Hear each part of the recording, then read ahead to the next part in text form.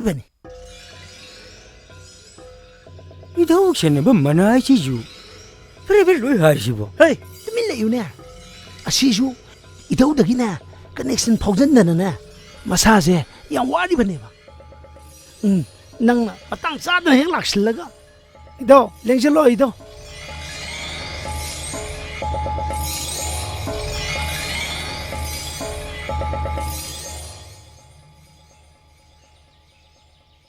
야이퍼레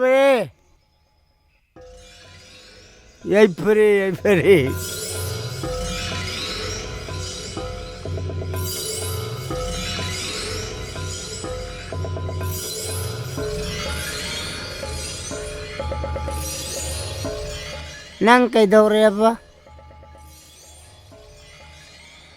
오자 나나이시 아와나 ngakta leire ithong nang tang yengbiraga nasagi awabase amukta kuhanbiyo na hajige laksarim Nang nakhangda ba wabadu? Ay nako alol sira. Kokpige, mambo. Nang natagada ba wana do? Idaw herag nang munataw ko. hoido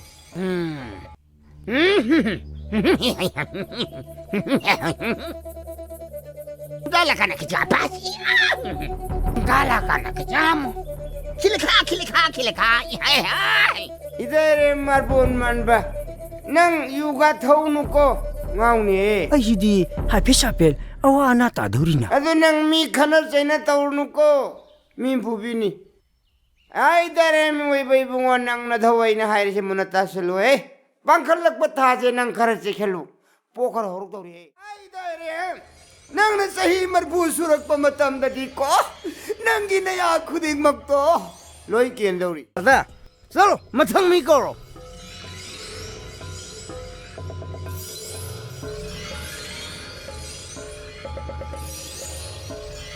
Bema, Pamuni. Bema lay sabi ni ko.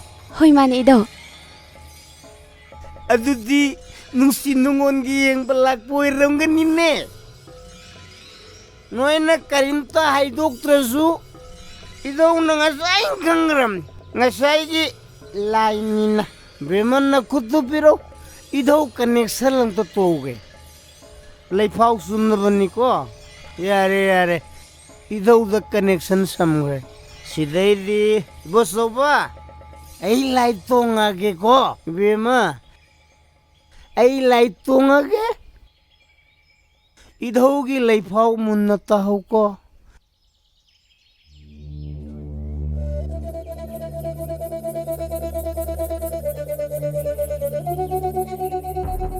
Hojiki oinadi na daw ay na hairi. Sabi sanaw anigi nungsi mari sielikoy mo. Adum hekti oiraga. Loydam tabum karagi matungda diko. Idare moy ba mahaka.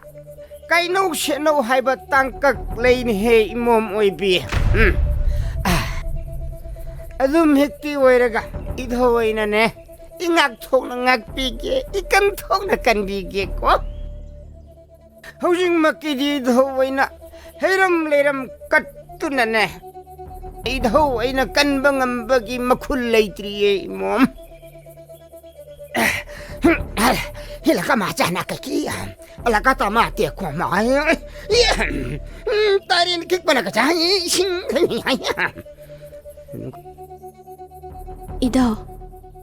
Idaw na hujik haibikiba aina nushijariba mahak ado. Kainaw haiba lay haikibadubu. Ngakthoknaba kari lambi legeni. Bema, ipadi kaisu khangba natte. Idaw na hayo haibado. Adu khaktani. Kari bu haigige. Idaw, aikoy anigi nushimarida. Khurok thanglakpa matamduda. Idaw gi nangda lao na haibikiye. Oh, dudi nang matamduda lao. Kainta kalon, ipana puna magkukpigan nida. Pare idaw.